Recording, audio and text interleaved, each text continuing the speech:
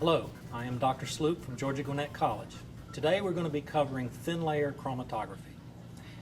And what you'll need for this particular technique, shown right here, we have a solution containing the compound of interest to be analyzed, a suitable solvent to dissolve that compound. We have our thin layer chromatographic plates, we'll talk more about them in a moment, microcapillary tubes, and a developing chamber consisting of a jar, a small quantity of sand in the bottom for stabilizing the plate, and a small portion of solvent, normally the same solvent that is used to dissolve the compound. So, how do we do a thin layer chromatographic plate? Well, the reason that we do thin layer chromatography is to establish purity of our compounds. And we may, in some cases, when we're doing a chemical reaction, desire to know the extent to which a reaction has proceeded. Thin layer chromatography allows us to do that. First of all, notice that I have gloves on, and you should always use gloves when working with these silica gel plates. They are very sensitive to touch, and the silica gel can be easily removed. So, let's make a plate. To do that, we take our microcapillary tube and our sample to be analyzed, and we dip the microcapillary tube into the vial there. And then the best way to see how we're spotting this plate is to place it under a UV light.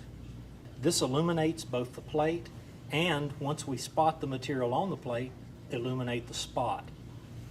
And so, to do that, we simply place the microcapillary tube close to the plate and, with one quick motion, do a spot there. Now, one of the things that you'll notice about the nature of the spot is that it's circular and that the diameter of the spot is relatively small. This is good for a TLC spot, not too large, so that we don't have an extensive amount of solute to travel up the plate. Now, once we've done that, we want to place tick marks on the plate. And the first tick mark we'll place where we put the spot, and the second tick mark we'll place approximately 75% of the distance up the plate. Now we're ready for development of our TLC plate. So with a pair of tweezers on the top end of the plate, away from our spot, we grasp it, open the lid on our developing chamber, and we place it in carefully so as not to drop the plate into the solution and then replace the cap. At this point, we're going to have the development of the plate as the solvent proceeds up the thin layer chromatographic plate. All right, once the solvent has traveled to the second tick mark, we then remove our plate and place it back under the UV light to visualize the position that the solute has traveled. And so once we do that, we make a mark around the edge with a pencil to signify the location and center mass of that spot.